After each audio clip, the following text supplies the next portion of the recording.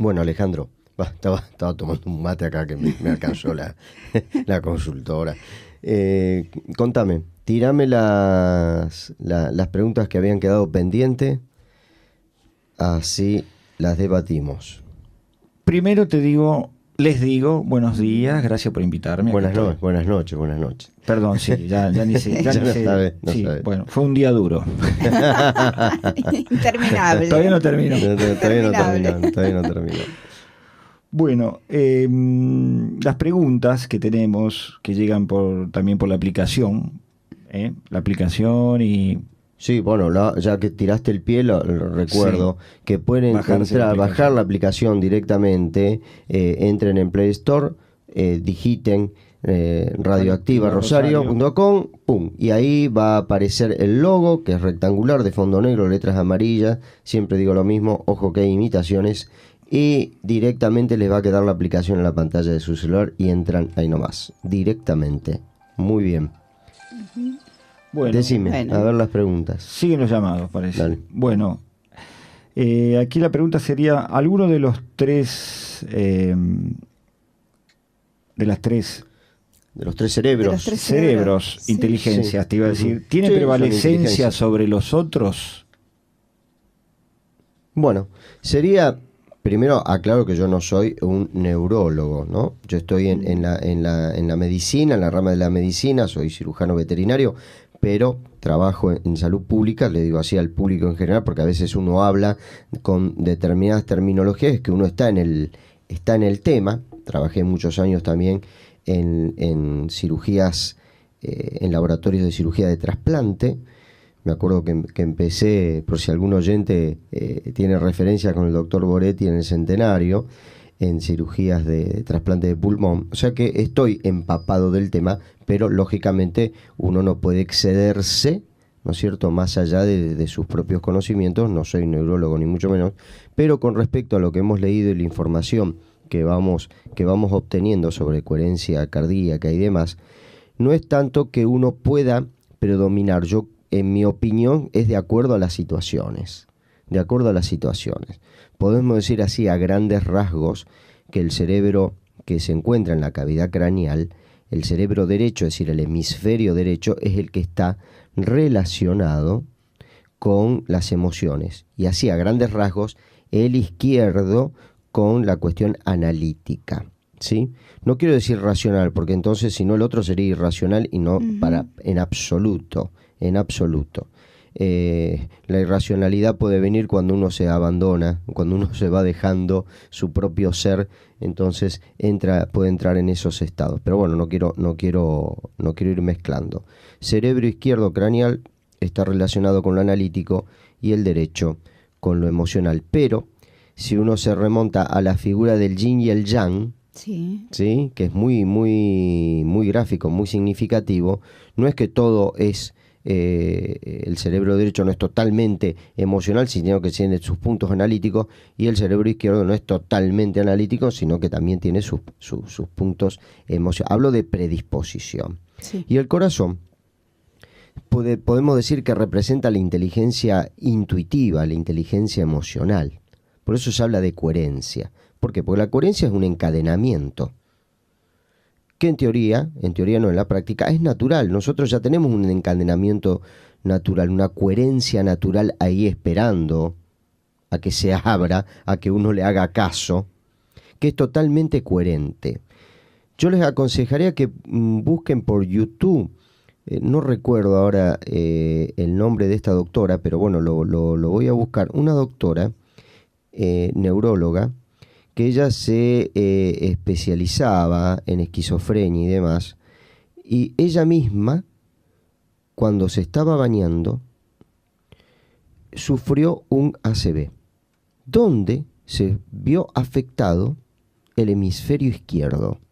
Entonces quedó totalmente consciente y viviendo en ella misma lo que estudiaba en sus pacientes, y describe cómo queda desprendida de lo analítico y es totalmente emocional. Es increíble. Ahora después lo lo vamos a buscar mientras escuchamos un tema musical en el otro bloque, a ver si podemos encontrarla y se los vamos a decir. Es increíble la historia de esta doctora, que cómo se encuentra en un estado emocional y conectada, pierde, por decirlo así, sus límites de su propio ser y se conecta con el todo. Pero claro, ella es una profesional y una especialista en la materia, uh-huh. Y lógicamente, cuando ella quiere pedir ayuda y demás, se da cuenta, lo resumo, ¿no es cierto?, que lógicamente al estar su cerebro analítico totalmente afectado, no podía entender las letras. Ella hablaba, quería intentar hablar por teléfono y era jeroglíficos. Las letras no las entendía. Era consciente que no podía entender las letras porque no podía procesar ese conocimiento que ya lo tenía. Bueno, y yo les tiro esto les dejo la pica ahí para que la escuchen, porque es alucinante realmente lo que vivió esta mujer. Y sobre todo, ¿por qué? Porque se le suma un plus, el conocimiento médico de todo lo que le estaba pasando. Uh-huh. Está muy bueno, muy bueno, porque realmente lo que ella sintió ahí, ese cerebro derecho, de su hemisferio derecho, en conexión con su corazón, la llevó a una dimensión que es increíble. Lógicamente, no es el camino aconsejable. Yo aconsejo mejor meditar que tener una ACV, ¿no es cierto? Claro. Fue un accidente, pero increíble que esta persona sufrió. Creo que ella incluso se entregó a la especialidad en la neurología y demás de estudiar esquizofrenia porque, si mal no recuerdo, el hermano sufría de esquizofrenia y demás. Entonces se volcó al estudio por amor a su hermano, pero ella misma sufrió lo que estudiaba. Pero después vamos a buscarlo, a ver si lo podemos encontrar, y le tiramos el nombre de esta doctora, Alejandro. Bueno, con respecto a la pregunta, lógicamente no es que uno puede decir, en la naturaleza, en la biología, 1 más 1 a veces no es 2, no es tan rígido y tan estructurado. Tenemos estos 3 cerebros, repito, el que está en la cavidad craneal, en el corazón y en el intestino, lógicamente para que actúen en una coherencia y de acuerdo a las situaciones. Pero, por ejemplo, ¿qué sucede? Que mucha gente lo ha sufrido, yo lo he sufrido, lo que se llama el colon irritable. Sí.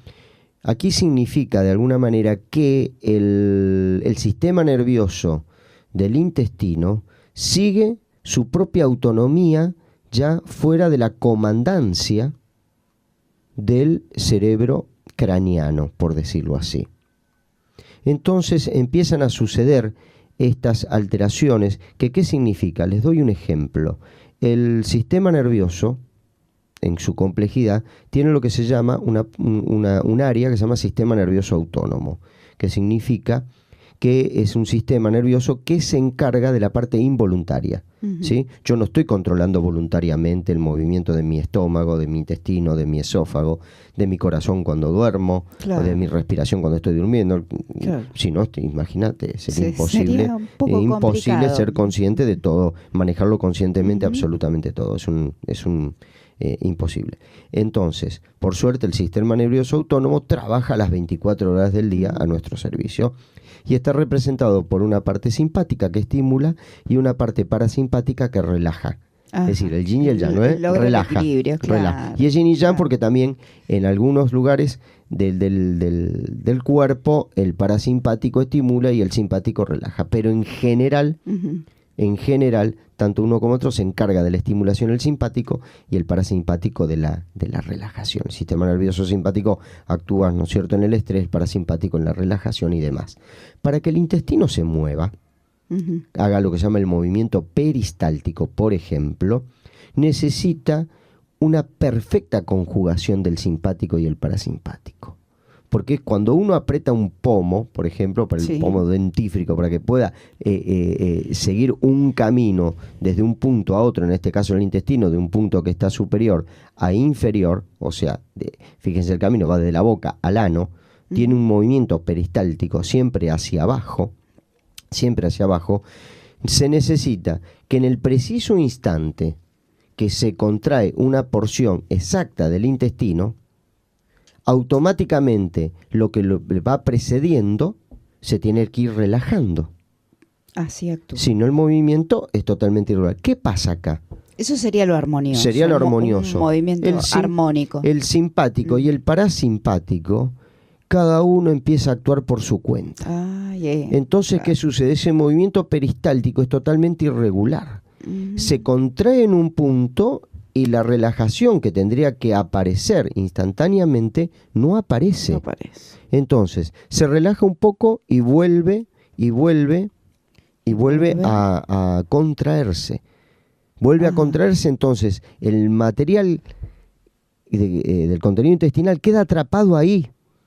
Entonces vienen esas sensaciones de querer evacuar y no pasa nada, porque tiene la sensación ya próxima a la región por ejemplo, del recto, y queda ahí atrapado. Claro. Y tiene la sensación, y eso produce dolor. Claro, Produce aparecen molestia. todos los síntomas. Claro, ¿qué pasa? Hay una disociación.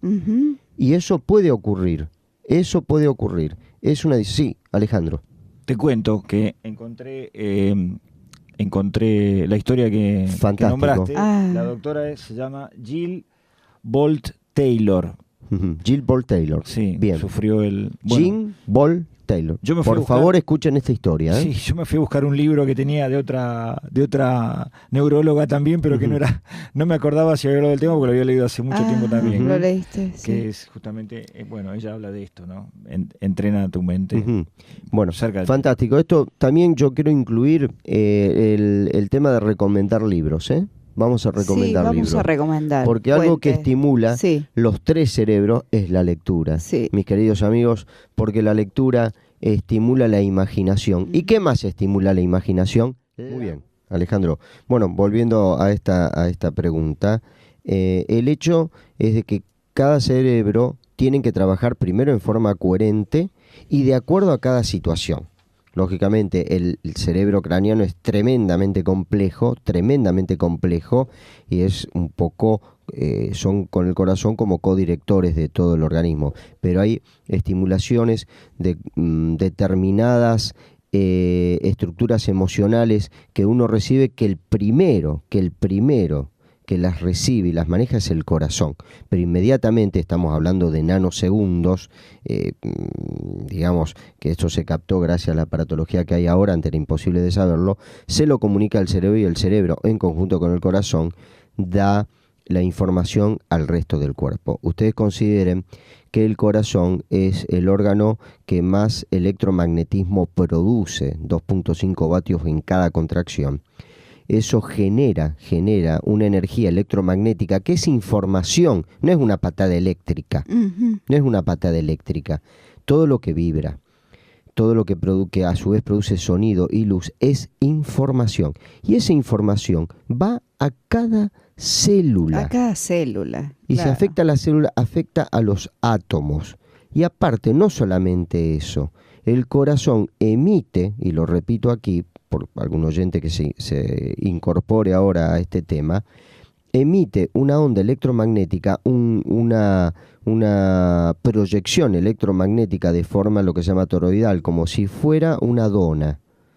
Como si el cuerpo estuviera en el centro de esa dona, de esa rosca de energía, y puede llegar hasta ahora, han descubierto, hasta 5 metros. Hasta 5 metros de proyección electromagnética del corazón. Así que imagínense lo que hace en el núcleo, o sea, en nuestro propio cuerpo, con emociones negativas, lo que hace en cada célula. Eso sumado, lógicamente, a todo el trabajo del cerebro que desgrana en forma mucho más precisa cada emoción para retransmitirla al cuerpo. Pero a mi entender, la coherencia implica un encadenamiento coherente entre lo que siento, lo que pienso y lo que hago. Lo que siento atraviesa el corazón primero. Lo que pienso, por graficarlo, el cerebro craneano, ¿sí? Y luego en asociación a los lugares del síntoma, como es en este caso el aparato digestivo y luego el resto del cuerpo. Lo metaboliza. Exacto. Hay que entender, a ver si nos entendemos con esta metáfora o esta forma de explicar. Ustedes piensen, vamos al cuerpo, que es lo que uno por lo menos ve y toca. Sí, sí. Ustedes imagínense que el cuerpo es como un cardumen de células. Claro. Fíjense como todo, yo hablo de unidades funcionales en otra oportunidad, pero vamos a verificarlo como un cardumen. ¿Qué es un cardumen? Un conjunto de peces que, si uno se aleja lo suficiente, parece Una sola figura. parece como un animal Sí. fantástico, Sí, sí, sí. maravilloso, multicolor, Sí. Armónico. armónico, que es increíble los movimientos que ejecuta. Y cuando uno se va acercando, Ujú. ve que está compuesto por miles de unidades, De unidades, sí. que se mueven Sí. en forma totalmente armoniosa y que cada unidad Ujú. es parte de ese cardumen. Ujú. Es decir, no existe el cardumen como algo sólido. Sí. Muy bien.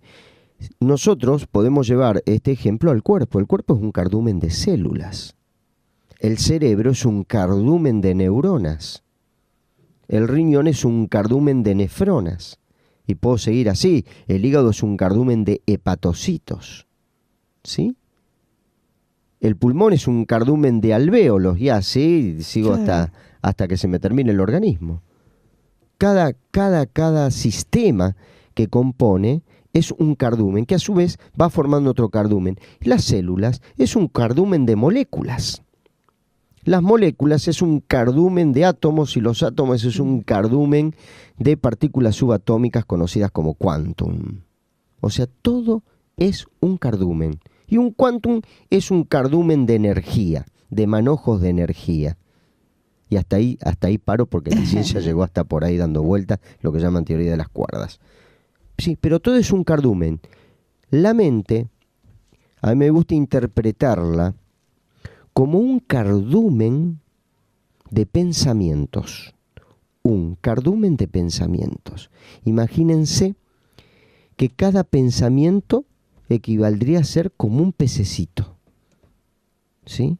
Entonces, ¿dónde está la mente? ¿Qué es la mente? Por eso es tan difícil de definirla. ¿Y dónde está? A mi entender, es un cardumen de pensamiento, formando un cuerpo mental, para decirlo así. Tenemos un cuerpo físico formado por un cardumen de células, un cuerpo mental formado por un cardumen de pensamientos, y un cuerpo emocional, que es el ser vital, formado por un cardumen de emociones.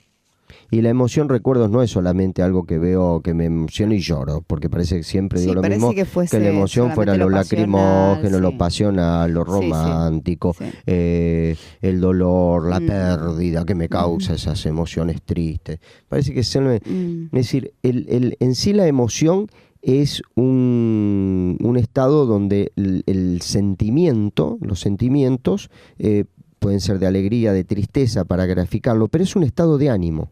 Claro. ¿Y qué es ánimo? Ánimo viene de ánima, Sí. de alma, que Sí, de significa alma. también soplo. Vos fíjate Claro, cómo soplo. está el estado de nuestra alma, que significa soplo de vida. Ujú. O sea, en síntesis, ¿cómo está nuestra vida? Mm. La emoción marca un estado de vida. Estado de vida. Un estado de vida. Lógicamente, este cuerpo emocional es interpretado por el cuerpo mental, que genera los pensamientos Sí, acordes, es lo que la posibilidad de simbolizar. y luego el cuerpo físico, en este caso el cerebro, el corazón, lo materializa en una experiencia física. Lo materializa. Recordemos que el cuerpo, con todos sus sistemas nerviosos, Ujú. estos tres, se encargan de procesar lo que el cuerpo emocional está sintiendo, pero el que lo siente es el cuerpo emocional y el cuerpo mental. El cuerpo es un procesador, Ujú. como un sistema televisivo. Claro. Un sistema televisivo. No somos cuerpo, usamos un cuerpo, porque el cuerpo, este cardumen de células, no son ni menos mal el 75% agua. Agua. Agua. Díganme, ¿quién se entristece? ¿El ojo? El ojo, el hígado se entristece, el intestino, Ujú. el colon, el páncreas, el apéndice, No. ¿Quién se enamora? ¿Un ojo? ¿Qué pasa? Yo pierdo un ojo, entonces me enamoro por la mitad. Me pueden trasplantar un ojo ajeno. Algún día va a llegar todo ese tipo de trasplante. Ya alguna vez era imposible una córnea, y sin embargo el trasplante de córnea es algo muy rutinario. Ujú. Me trasplantan un ojo, entonces chau, ¿ya voy a ver con los ojos del otro? ¿Del dador? No, voy a seguir viendo con mis ojos. Entonces, ¿cuáles son mis ojos? Los del cuerpo emocional. Ujú. Mis verdaderos ojos son los del cuerpo Son los emocional. Ujú. A mí me pueden trasplantar el oído interno. Entonces, ¿qué pasa? ¿Voy a escuchar como escuchaba el dador? No. Voy a escuchar como venía escuchando, con los oídos de mi cuerpo emocional. El cuerpo físico es un procesador, no es un creador. Bueno, hay experiencias de gente ciega en el final de la vida cuando Experiencias más allá de la muerte. Sí, que eso lo vamos a hablar absolutamente. en otro programa. Lo si vamos te a hablar, parece. está pendiente. Pero una bueno, charla pendiente con el tema de la muerte, y relájense que no existe. Es No una buena existe, o noticia. por lo menos como uno cree. Lo que sí existe, la música. La música. Para dejar esto a la gente enganchada con esto de los ciegos, vamos a contar los estudios que se hicieron, las experiencias que se hicieron, sobre todo con la doctora Elizabeth Kubler-Ross, que cómo los ciegos vuelven a ver y los sordos vuelven a escuchar. Increíble, pero se las dejo ahí rebotando. Sí, le podríamos recomendar al oyente que busquen Sí, información sobre esta doctora, que también Elizabeth habla. Kubler-Ross. Pero tiene ya lo una vamos a experiencia hablar. muy grande Ya lo de vamos a estudio hablar. y Sí, sobre sí. todo que también ella lo vivió. Absolutamente. El testimonio Absolutamente. propio. Y lo que hizo. Ujú. Madre de Dios, hay que tener ovarios para Sí, hacer lo que hizo sí, ella. sí. Pero Sí. lo dejo Ya ahí. le vamos a dedicar lo dejo programa a ahí, la doctora. Lo dejo ahí. Sí. Sufran hasta el próximo programa. Alejandro, la otra pregunta. A ver qué estaba rebotando por allí. Sí, tengo otra pregunta. ¿Puede ser que alguno de estas inteligencias sea más débil, una de las tres sea más débil que las otras dos, o dos sean más débiles que una de las tres? No, bueno, es un poco parecida a la otra. No es que una es más débil y otra es más fuerte. Depende de la situación, el estímulo que recibe, una toma la batuta. Ahora bien, si desaparece la coherencia cardíaca, la coherencia emocional, que me gusta llamarlo así también, lógicamente una puede tomar el protagonismo y sonamos. Ejemplo, una mente condicionada, el cuerpo emocional totalmente condicionado, es el que toma la batuta. Es el que toma la batuta. En la mayoría de la gente, el que te maneja la vida, es esta biunidad mente-cuerpo, que está totalmente sometida a los implantes que nos hizo el sistema en nuestra cabecita. Y es la que tomó la batuta. Pero tomó la batuta, pero no porque sea la gran protagonista o la que tiene que dominar o la que es más compleja ni menos compleja. Es porque está afectada. Le entró el virus del sistema. Este es una mente, un cuerpo mental, totalmente implantado, totalmente manejado por la sociedad. Le metieron el parásito del condicionamiento, entonces sí, lógicamente tiene relevancia.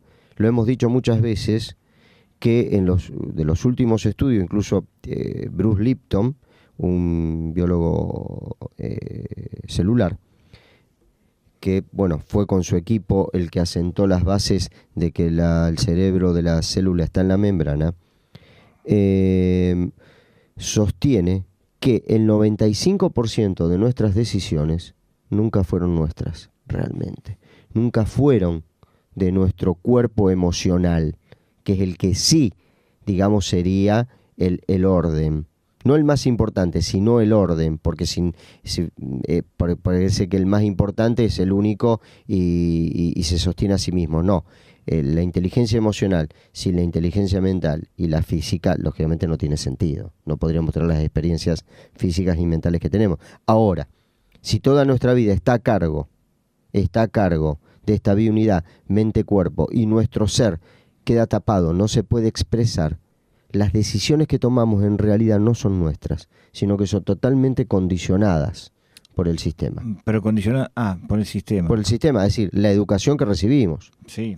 Los implantes que primero nos pusieron el primer eslabón, que son nuestros padres, y luego la escuela inmediata, los compañeros, etcétera, etcétera, etcétera, etcétera. La educación, que por suerte, bueno, está tratando de cambiar lentamente y apostar a otros tipos de inteligencia para alguna vez, ojalá lleguemos a ser libres pensadores, pero en sí el 95%, otras veces le dio el 80%, de nuestras decisiones no fueron totalmente nuestras, sino una mezcla de nuestros propios miedos, nuestra propia conveniencia. La conveniencia es una forma de miedo asociado a lo que el sistema nos metió en la cabecita. O sea, el sistema nos metió en la cabecita, bueno, qué es lo que tengo que ser, qué es lo que me conviene, buscar la seguridad, etcétera, etcétera, etcétera.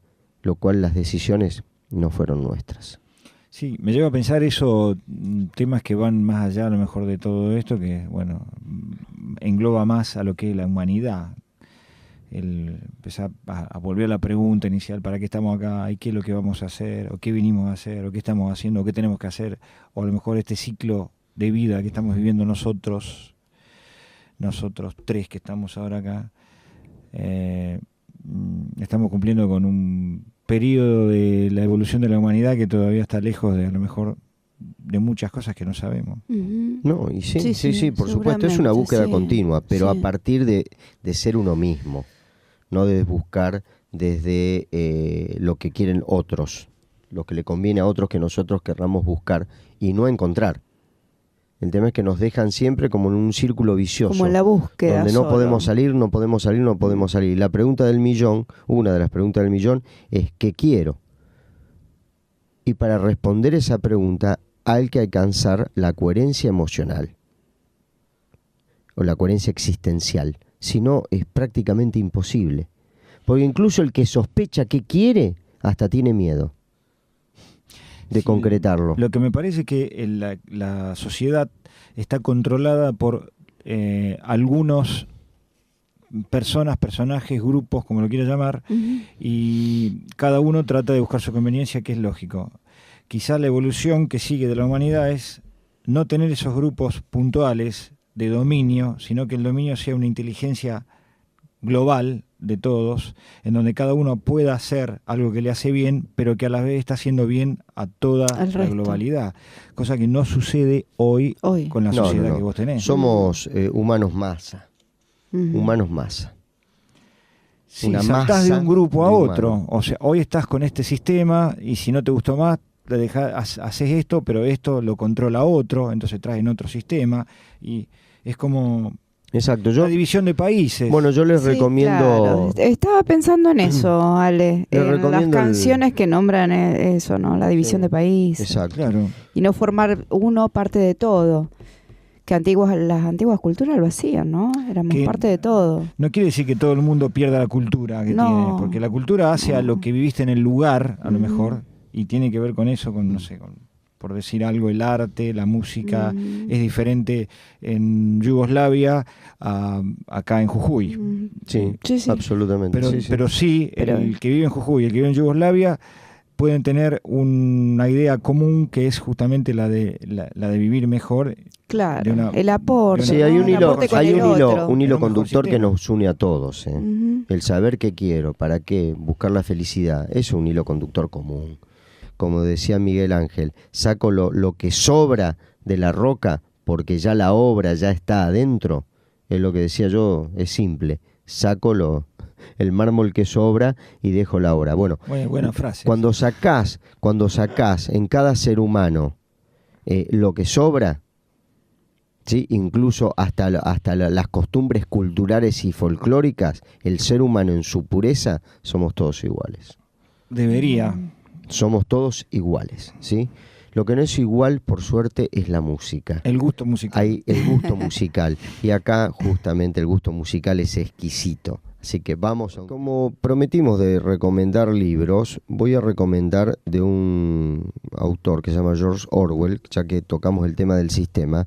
Uno que se llama 1984 o 1985 es el título, porque es un título de un año en teoría futurista, ¿sí? Porque lo escribió en los años 50. Es como si ahora él escribiera un libro 2080. Hacia futuro. Y fíjense lo que describen. Y le tiro, de ahí viene el Gran Hermano.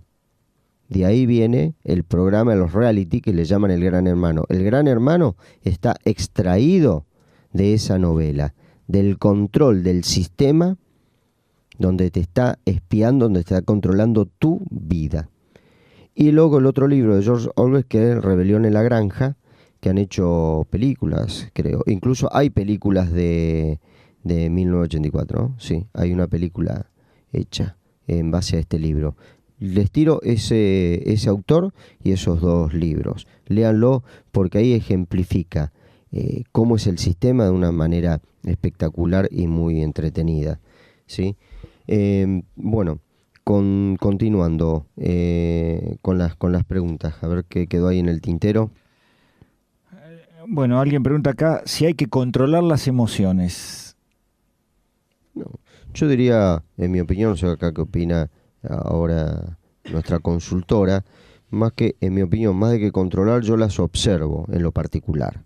Yo observo las emociones para ver de dónde viene, ¿sí? El que observa, como vos decías en la arquitectura, observar es fundamental. ¿Por qué? Porque uno tiene todo un panorama global de la situación. Las emociones para mí hay que observarlas sin juzgarlas. Entonces uno tiene un panorama completamente diferente. Porque ¿qué es dominar o manejar una emoción? ¿Hace bien? ¿Hace mal? Claro, yo estoy totalmente de acuerdo con el concepto, porque controlarlo es, yo creo que nos produce angustia y ansiedad. Para mí es un tester. Las emociones aparecen. A mí me gusta definirla como que tienen entidad propia. Aparecen, no la buscas. Se te presentan y es la gran oportunidad para observarlas, justamente para tomar las decisiones más acertadas, que tienen que ver con esta coherencia que antes definías, Enrique, lo definiste muy bien, no voy a ser redundante en esto, pero no es para controlar, es para observar y poder tomar la mejor decisión. Pero un poquito sí, porque te imaginas si los que se encuentran en la calle con los autos en la esquina y empiezan a los gritos y no controlan las emociones. Claro, no, afortunadamente tenemos raciocinio, claro, pero es observarla, no es disfrazarla. ¿Viste cuando te dice, ay, lo agarraría y le haría? Realmente es eso, pero bueno, afortunadamente podemos pensar y evaluar las consecuencias. Eso quedó de la prehistoria entonces. Sí, seguro, claro que sí. Claro que sí. Es que no se hablaba nada, de agarrar la espada, pum, lo mato, chao. Nosotros tenemos que ser conscientes y tener la mayor información posible de lo que es lo que nos está pasando, porque justamente hay muchas de nuestras partes que todavía pertenecen al mundo animal. Parte de la evolución ha sido esto. Controlar la emoción, entonces. No, yo no faltaría diría la otra etapa, a ver qué hacer con esa negatividad que te deja ese control de la emoción. Claro. Ahí está. Jugar al fútbol, por ejemplo. O música. Música, claro. Bueno, yo acá haría una salvedad. Una cosa es controlar y morfarse esa emoción, que no va a desaparecer, sino que se va a materializar a través de una implosión. Sí. Una implosión después explota en el cuerpo. La implosión en el corazón, en nuestro cuerpo emocional, una implosión en nuestro cuerpo mental, va a explotar en el cuerpo a través de la tradicional enfermedad. Sí. Ahora bien, yo lo que, digamos, apuesto es a la transformación de la emoción a través de la observación. Porque si yo observo que me estoy enojando porque un tipo me encerró, ahora, ¿es solamente ese acto del encierro? O aparte eso fue un disparador, un gatillo de cantidad de emociones que yo justamente he controlado antes y las tengo guardaditas ahí. Esperando a lo mejor la oportunidad. Salgo de mi negocio y discutí con mi socio y no tuve los testículos para decirle lo que le tenía que decir. y me lo comí, pues sí, bueno, no, en la próxima le digo mentira, hace meses que le querés decir tal y tal cosa. Hablo de socio, pues si no parece que el único problema es con la pareja, ¿no? O con los hijos. Voy con mi socio, con mi jefe o mi compañero de trabajo, me lo acabo de comer todo eso y me lo vengo comiendo, me lo vengo tragando, en teoría controlando la emoción. Me encierra un tipo, que a lo mejor el tipo a su vez tiene otro problema, incluso a lo mejor venía ya medio llorando de otra discusión, totalmente deprimido porque lo echaron del trabajo, supongamos, y ahí entre los dos no controlan y se arma un lío. Yo lo que apuesto es a observar y transformar eso.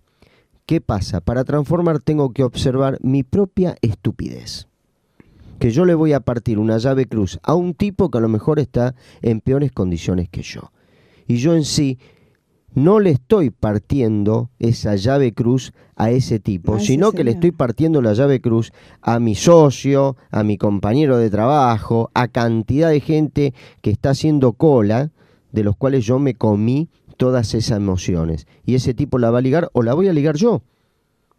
¿Me explico? A eso a lo que he opuesto. No al control, sino a la observación para transformarla. Cuando yo empiezo a observar la emoción y la transformo en algo positivo. Hablé, dialogué, no lo dejo pasar, lo hablé. Y luego ese encierro del auto va a ser un hecho que a lo mejor me genera un pequeño enojo, pero empieza y termina proporcionalmente termina ahí. No nada se más, traslada. porque yo no estoy de implosión en implosión, porque no se puede esquivar una emoción negativa o positiva, no me la puedo guardar, no la puedo mandar al inconsciente, mentira.